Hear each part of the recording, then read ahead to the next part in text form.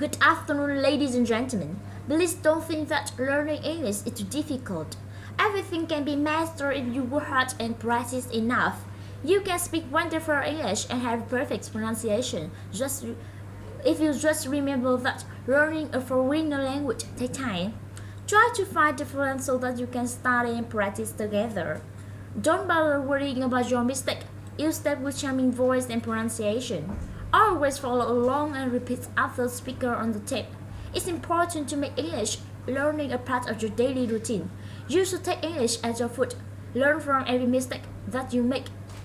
Vietnam needs English talent. Vietnam needs people who can enjoy losing face. I hope that you will use your English skill to do something truly outstanding in the future.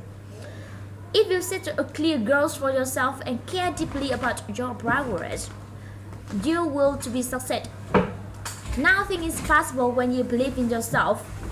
Now's the right time to decide once and for all that you will definitely master English. Thank you for listening to me. Bye bye.